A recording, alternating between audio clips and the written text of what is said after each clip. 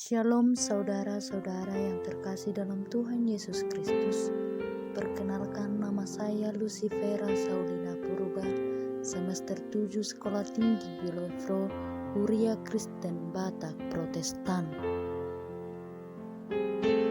Saudara-saudara yang terkasih dalam Tuhan Yesus Kristus, salah satu masalah atau problema yang menghalangi pertumbuhan rohani manusia adalah kuatnya pengaruh dunia dalam kehidupan kita.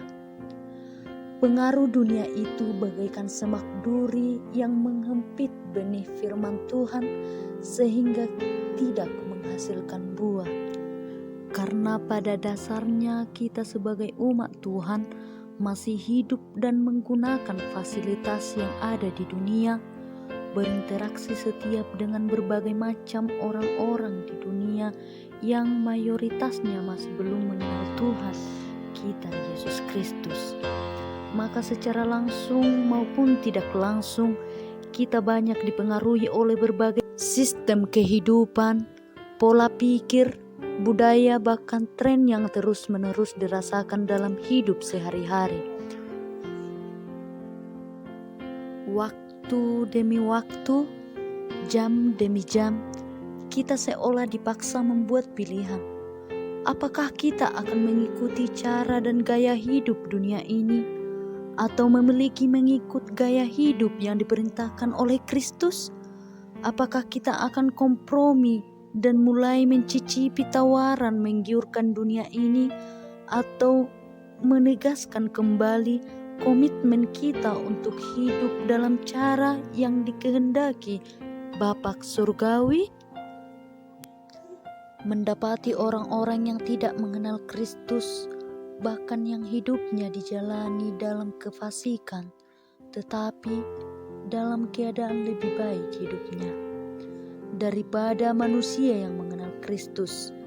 Juga ketika kita melihat yang hidupnya curang, jahat, hidup dalam dosa, justru terlihat menjalani hidup yang mewah dan nyaman, tanpa sadar melemahkan komitmen kita kepada Tuhan. Begitu juga saat melihat orang-orang yang tidak peduli kepada Tuhan, tidak mengenalnya, namun memiliki kehidupan yang tenang dan nyaman, dengan sanggupnya mempengaruhi pikiran manusia yang mengenal Kristus, sehingga beranggapan bahwa itulah hidup yang terbaik yang perlu diinginkan selama dunia ini. Iblis menggunakan dunia dan segala isinya sebagai daya tarik bagi manusia. Ia menjadikan kehidupan dunia tampak luar biasa, khususnya bagi yang mencari kenyamanan selama hidupnya di dunia.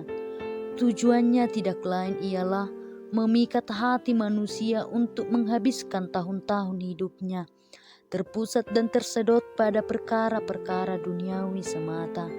Jika hal itu terjadi, si jahat dapat membuat manusia melupakan Tuhan, pencipta mereka.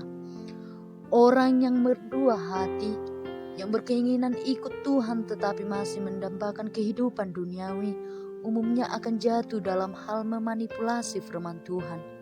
Namun dalam hal ini, panggilan kita adalah mencari yang surgawi, bukan duniawi. Benar bahwa kita masih hidup di dunia dan dalam tubuh jasmania dengan segala kebutuhan maupun keinginannya.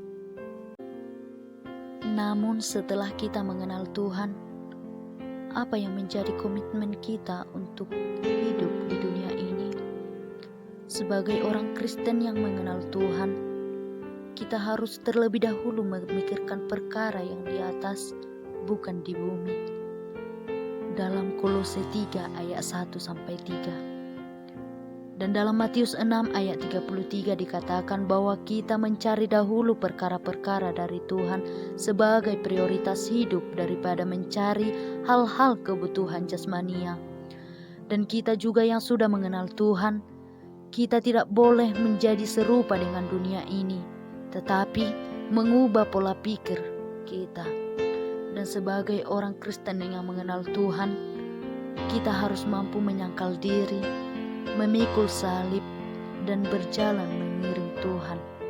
hidup dalam misi atau melaksanakan amanat agung, yaitu menjadi saksi, berbuah, dan dalam posisi sebagai anggota tubuh Kristus yang melalui hal tersebut kita menjadi saluran keselamatan dan berkat bagi dunia.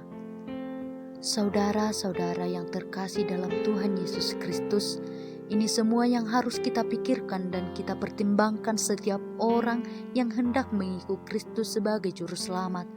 Kita harus mengetahui bahwa hanya dengan menyerahkan hidup kepada Kristus saja, hidup kita tidak akan binasa, melainkan kita memiliki serta tujuan hidup yang baru.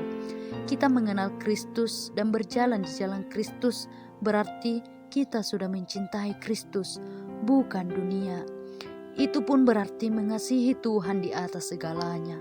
Meski ada hal-hal yang baik yang dapat dihargai di dunia ini, namun karena dunia ini akan berlalu, maka semua yang baik itu pada akhirnya akan menjadi kesia-siaan belaka. Hanya yang dilakukan dalam Tuhan dan bagi Tuhan saja yang akan tinggal selama-lamanya. Dalam hal ini, kita dipanggil untuk mencari yang surgawi, bukan yang duniawi. Amin.